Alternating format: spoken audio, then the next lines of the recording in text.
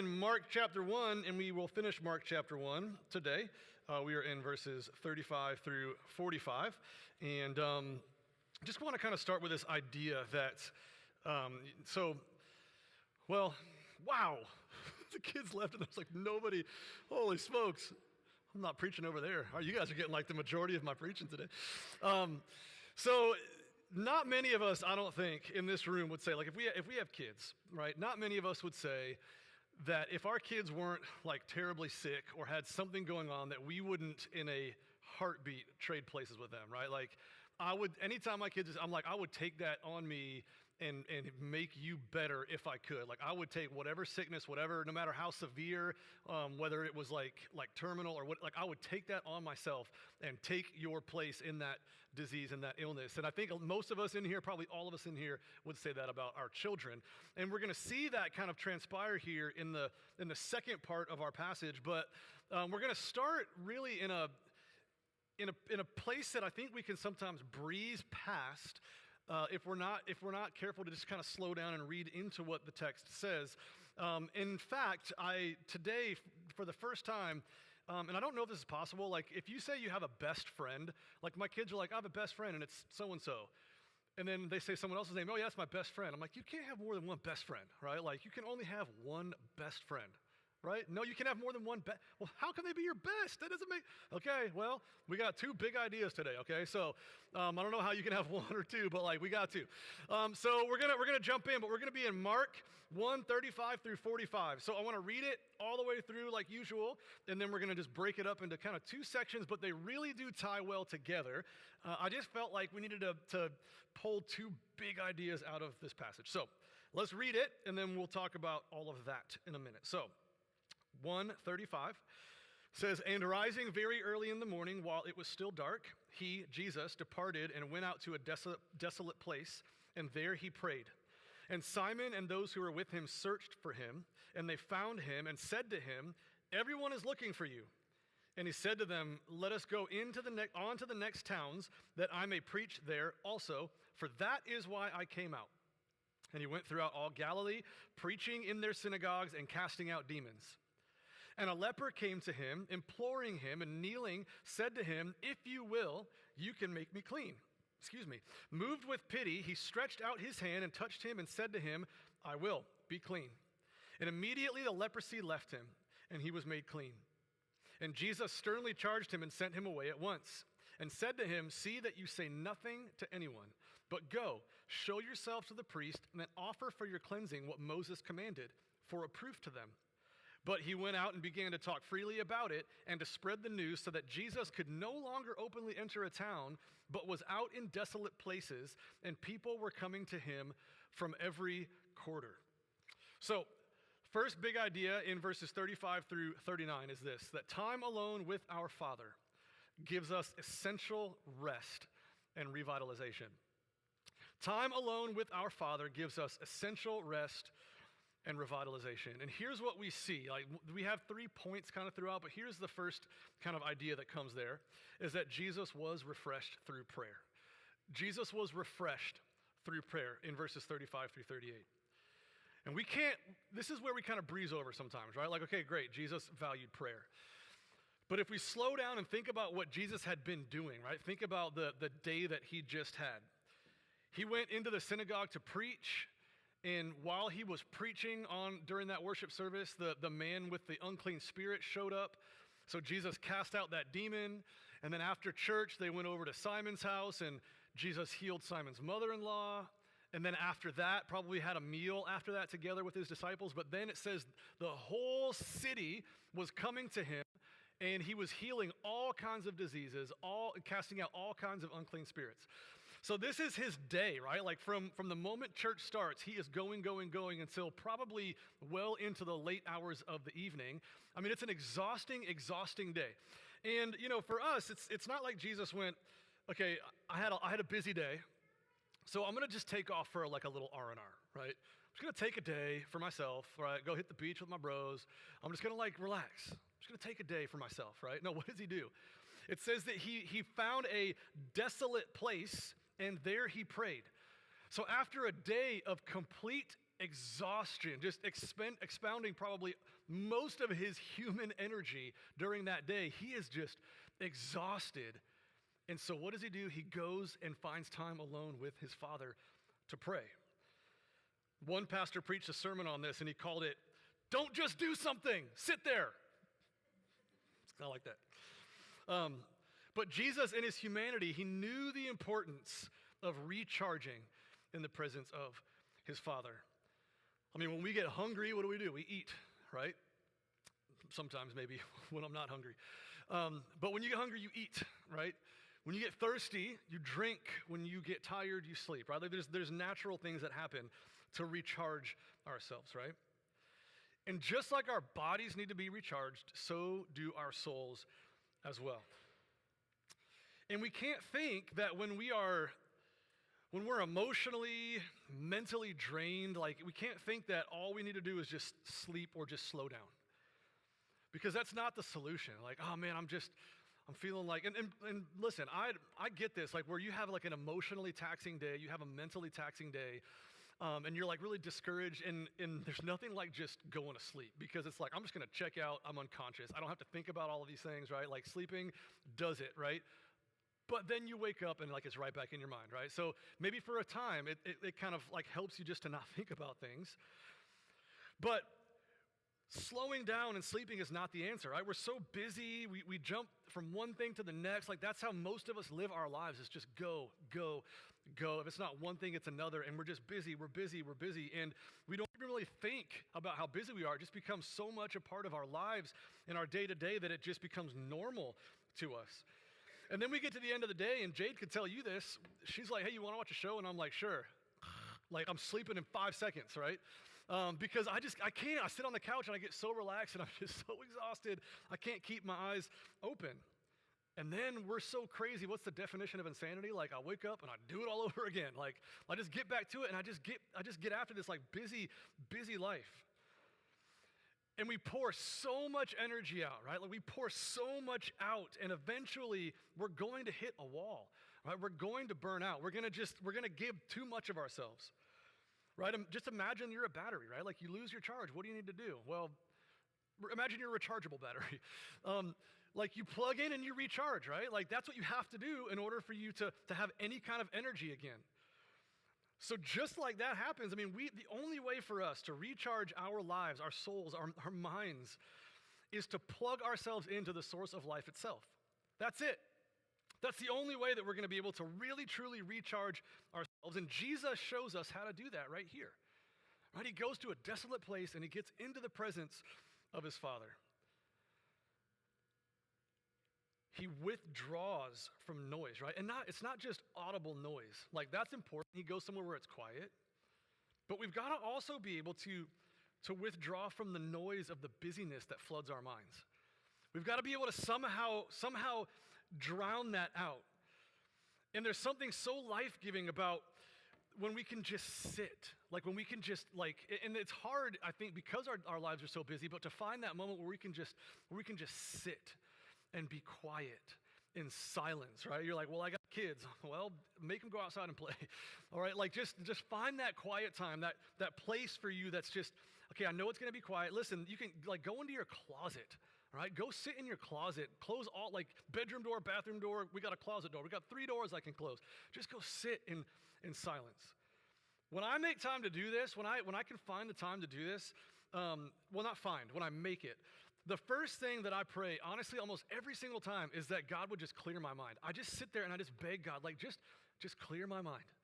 And if something comes to mind, I'm like, God, get that out of my mind. Take that out of my mind.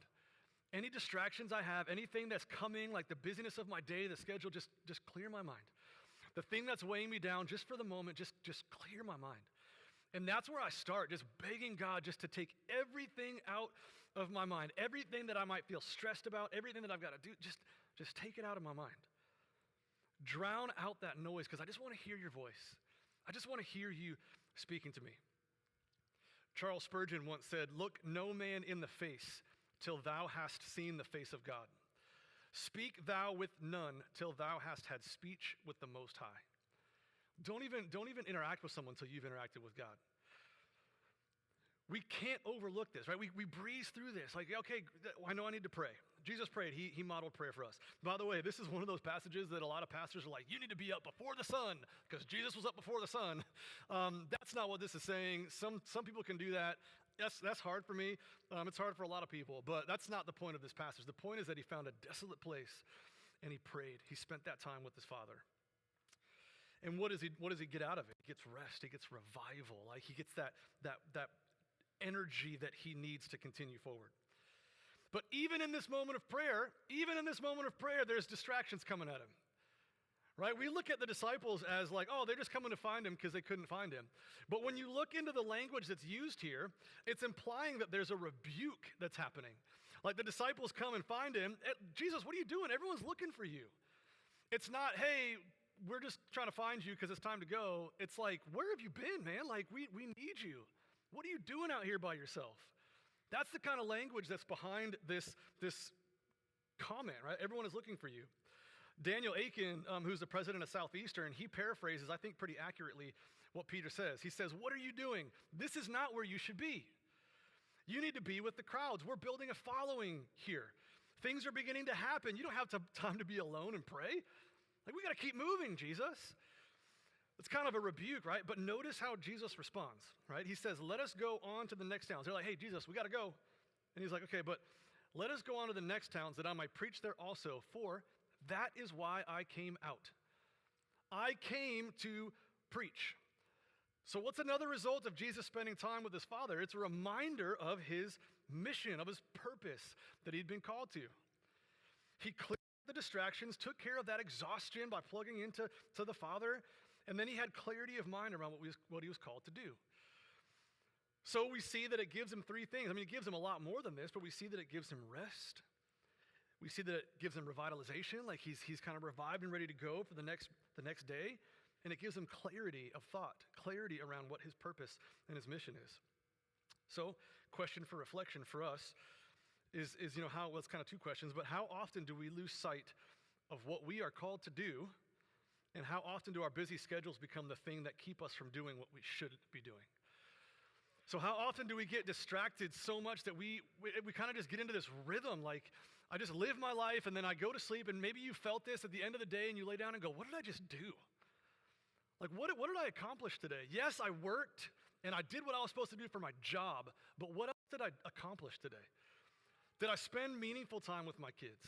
Did I spend meaningful time with my spouse? Did I spend meaningful time in the Word? Did I spend meaningful time reading a book and like just learning or growing or whatever it is? Like, did I do anything with purpose, with meaning? And I've laid there sometimes at night going, man, I feel like I just wasted a day.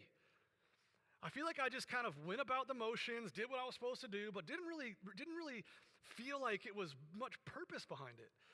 And maybe you lay there and that's true as well. But this right here, like what Jesus is modeling, this should be a non-negotiable for us. This should be something that takes top priority in our lives. No matter how busy our lives might be, we must make time to spend with God. Are you tired? What does Jesus say? Come to me, all who are weary and heavy laden, and I will give you rest. It doesn't say go to sleep. He doesn't say just watch a couple episodes on Netflix. He says, come to me, and I will give you rest. Are you emotionally and mentally just drained? Like, are you feeling like, man, I just don't even know where I'm going to get the strength from. I don't even know how I'm going to get up to, well, Psalm 119:50 says, this is my comfort in my affliction, that your word has revived me. Your word has revived me, like it's given me this freshness of life. Has life become so cloudy, like so convoluted that it's hard to remember what your purpose is? Isaiah 48:17 says, this is what the Lord says, your Redeemer, the Holy One of Israel. I am the Lord your God who teaches you what is best for you, who directs you in the way you should go. You want to be reminded of purpose, of what his will is, and you sit in his presence and you listen and you drown out the noise. And that's what Jesus was doing. He needed that time. He was fully human. He needed that time. He needed to rest. He needed to be refreshed. In his humanity, he was exhausted. He was tired, I'm sure mentally and emotionally as well after the day that he had. This has to be a priority in our lives. It must. Then we get to the second big idea, and that's this, in verses 40 through 41, that the restoring work of Jesus moves us from outcast to accepted. See how I had to make it different? Like prayer's important, but then here's like gospel, and I tried to put them together, and it was just very difficult. So I went with two. But here's the second big idea, okay? The restoring work of Jesus moves us from outcast to accepted. So let's look again at verses 40 and 41 just to remind ourselves of what's taking place here. A leper came to him, imploring him, and kneeling said to him, "If you will, you can make me clean." In other words, if you will, make me clean. Moved with pity, he stretched out his hand and touched him and said to him, "I will, be clean." So first thing we see here is that Jesus was moved by pity. He was moved by pity. Before we get into that emotion, though, we have to talk about leprosy. And as I tell you about leprosy and kind of the perceived stigma around it in that time, listen for us in this, okay? If you can kind of pull out, this is where we're going with this, gospel, okay? But try to listen for like kind of our state as well. Leprosy wasn't an illness that you can categorize to someone like my daughter has the flu. That's something that she has. Or my grandfather has pneumonia, right? Yes, you can say that person has leprosy, but in that time, leprosy became the person's identity. So it wasn't they have it, it was they are. They are a leper. It wasn't, they have that disease. It's no, they are. That is their identity now. In fact, one commentator likens it to a death sentence that robbed them of their name, occupation, habits, family, and fellowship in the worshiping community. So they lost all of that. The common belief was that leprosy was a punishment from God. That's one of the common ideas back then. And in Leviticus 13, here's what the law says. As for the leper who has the infection, his clothes shall be torn, and the hair of his head shall be uncovered or uncombed, so he's not allowed to brush it. And he shall cover his mustache and cry, "Unclean, unclean." He shall live alone. His dwelling shall be outside the camp. Jewish custom said that you couldn't greet a leper. You couldn't even say hello to them. It said that you had to stay 6 feet away, and this is kind of crazy. If the wind was blowing in the direction from the leper towards you, you had to stay 150 feet away. So if the wind is blowing and you're downwind from someone who had leprosy, you had to get even farther away. That was Jewish custom. I mean, can you imagine the humiliation that carried? Can you imagine being that person? Every time you come near anyone, you have to yell, "Unclean, unclean." And you have to announce to them that you are unclean. You were viewed quite literally as someone who was walking dead. That doesn't even take into account what that person was feeling physically, the pain and the anguish that this disease would produce. So with all that in mind, right, think about the boldness of this man that he has to run into the presence of Jesus, right? He knows he's been a leper for a long, long time. He's not allowed to come near people. He's not allowed to come into the city. He's not allowed to go anywhere near someone, especially without yelling that word unclean. But what does he do? With the crowds surrounding Jesus, he runs to Jesus, breaking all of those customs, all of those laws, right? And he begs Jesus to be made clean. And notice Jesus' response, right? He doesn't plug his nose, right? He doesn't turn and run. He doesn't cast shame and guilt on this man. It says that he was moved with pity.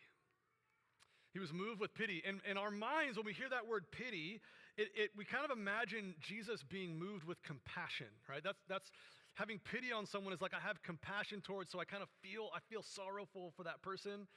But actually, if you go to some of the earlier manuscripts, they actually use a verb that means angry.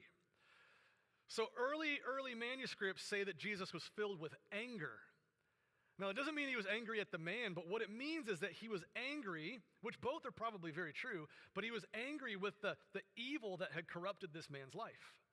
That's what he's saying. He was moved to pity, yes, compassion, because of the desperation of this outcast, but original writers would say that he was angry because of evil and the corruption that had come upon this man.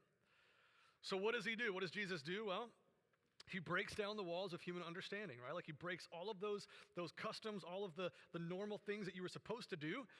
And he reaches out and he touches that which was untouchable, right? They believed it was contagious, which I'm pretty sure it's not.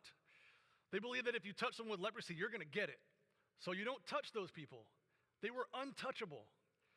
But Jesus reached out and he touched him. And in that moment, he doesn't just tell him that he's willing to, but he heals him. He takes that leprosy away, which I'm always amazed at thinking about what this might have been like, because if you've ever seen pictures of leprosy, it's like it covers your skin, and it's like lesions, and it's blisters, and it makes your nerve endings like not function, and so sometimes you don't feel pain, so people are missing fingers or they're missing toes or whatever it is. Like it's really, really bad. But in that moment, it just is gone. Like the deformity, the pain, his skin is restored. A lifetime of being a social outcast is brought to an end, right? It's not just that he heals his body, but what happens after that, we'll talk about in a second, is even more powerful. And we don't want to miss this either. Jesus, in his wisdom, he tells this man to go straight to the priests. Go straight to the priests and show them that you're healed. I want you to go run to them and offer, it says, offer for your cleansing what Moses commanded. And if you want to see what that's about, look at Leviticus 14, 1 through 7. But here's why he says that. He says it because the testimony of the priest was essential for the people that lived there to accept the leper back into society. So the priest had to say, yes, you are clean, and then he would tell everyone, hey, you can accept him back now. So Jesus wasn't just saying, hey, go prove that I'm powerful. He was going, hey, don't go so that you can fully be accepted. Right? Not just accepted by me and healed by me, but accepted by the people. Go, run to that priest. And of course, what does he do, right? He can't contain his excitement. So instead of that, he just goes and starts telling everyone he came in contact with. Right? I mean, imagine this guy. Like, I was thinking about this week, right? He's walking through now and he's yelling, I'm clean. I'm clean. I'm sure he's high-fiving people. I'm sure he's hugging whoever he can. He hasn't had human contact in who knows how long. Right, so now he's running through the streets, just can't contain his excitement, and he's just showing everyone with this passion because he is healed, he is restored, he has new life. But the third point, and this is really kind of the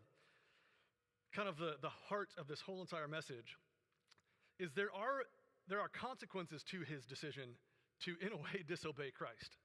There are consequences, right? Let's look at that consequence in verse 45. He went out and began to talk freely about it and to spread the news so that Jesus could no longer openly enter a town, but was out in desolate places. And people were coming to him from every quarter. So as a result of this, as a result of now like this following of Jesus, the miraculous healing, Jesus can't even enter a town now because the crowds would just come in mass, and he couldn't even get like through the gates. They would swarm him immediately, so he had to stay out in desolate places. And here's number 3, right? Here's number 3 is that Jesus takes our place. That's what we see, and this is kind of the main idea, right? Like Jesus takes our place.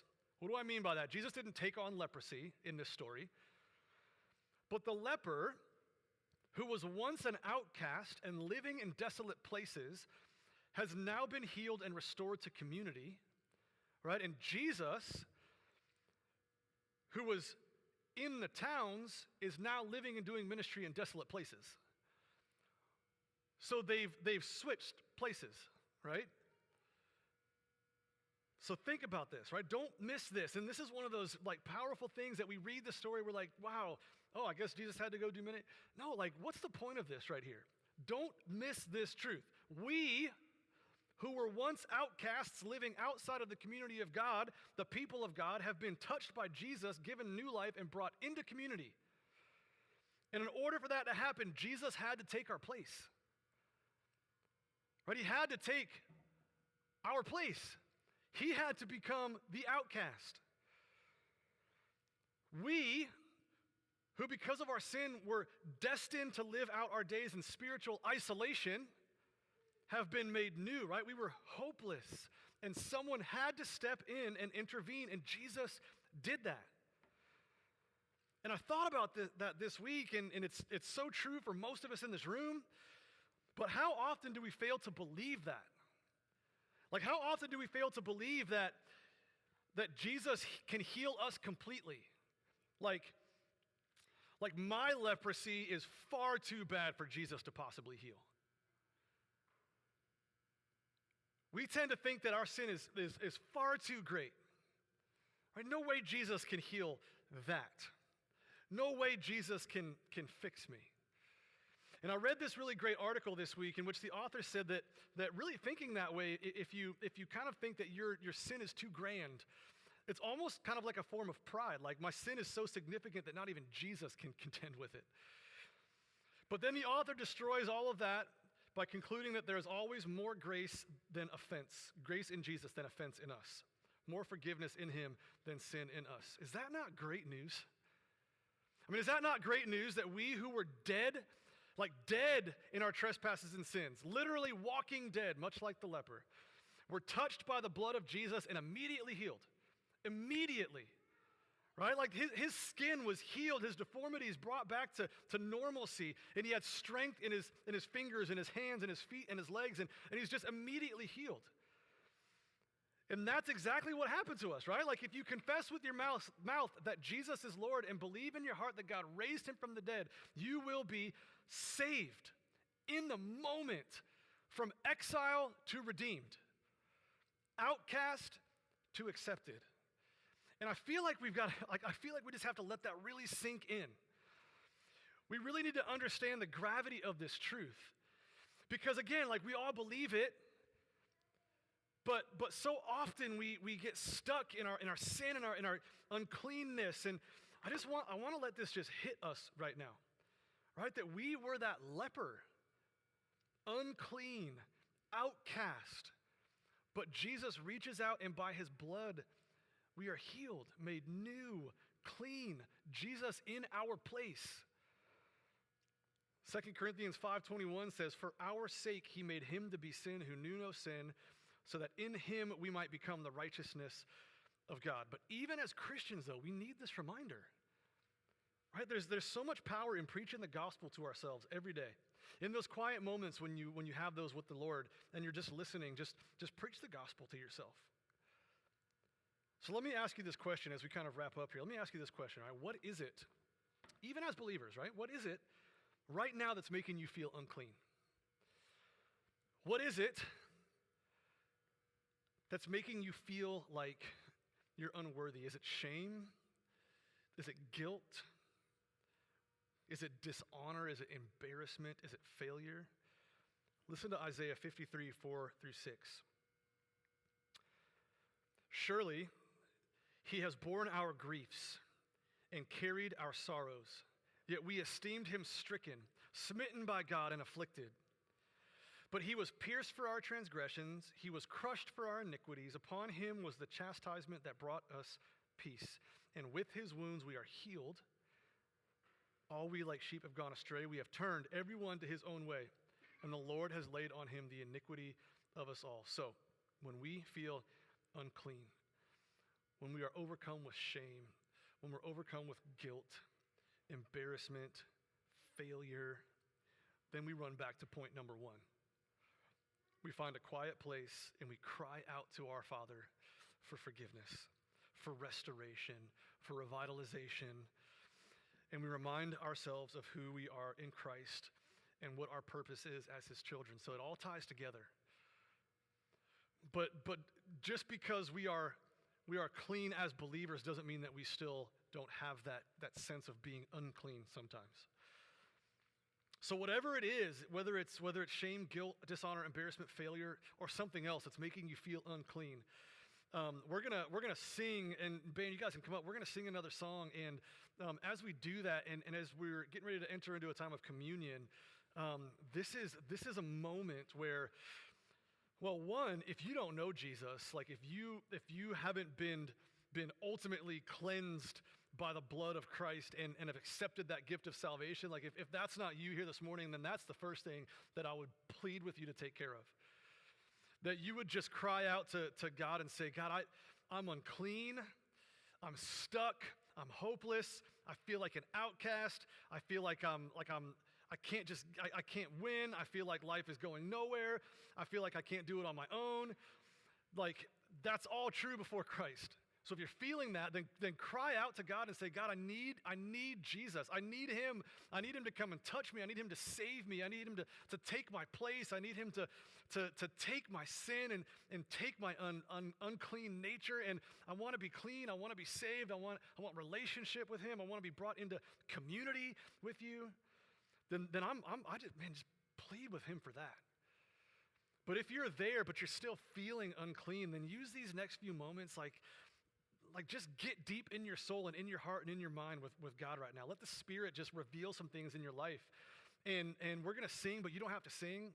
You can, we might stand, I don't know, but no, we're not going to stand. You can, then stand if you want to. But say like whatever you feel like you need to do right now, you can get on your knees. Like you can just beg God to just give you that revitalization, like to remind you of your purpose, to remind you of who you are in Christ. Remind you that there's always more grace in Christ than there is offense in us. And then as we come to the table in communion, use that as an opportunity just to be thankful. Like that's the moment when we take that bread and that cup and you're able to just go, man, Jesus, like without you, I'm nothing. Without you, I remain an outcast. Without you, I remain unclean. There's no hope. There's no community. There's no salvation. There's no eternity with you. And so because of these things, that's why we take it. We take it every week because we want to use it as a reminder of who Christ is and what he did for us and who we are as a result of that. So take this time in this song just to cry out to God and to just beg him to do something in your heart, in your mind. And then as you're led during this song, go back and grab the elements, and I'll come back after this song and I'll lead us in communion. But let's pray, and then we'll sing and just kind of spend these few moments together. God, thank you for this passage. And God, let us not miss just the reality of our unclean nature. And apart from you, we remain there. And God, while we might be Christians, we might be followers of you, we still have flesh. And we still do battle between flesh and spirit. And so God, if there's something that's weighing us down this morning, something that's making us feel unclean, something that's making us feel ashamed or guilty or not completely free, God, would you just cause us to cry out and beg you to break those chains that seem to have gripped us maybe again? God, we know you did it once for all, but we can still fall into these seasons. So God, I pray you would do something this morning through your Spirit. So lead us now, God, in this moment. Give us the words to say in our minds, but also give us the ability just to listen and let your Spirit speak. We love you, and we're thankful for what your Son accomplished on the cross. We pray this in his name. Amen.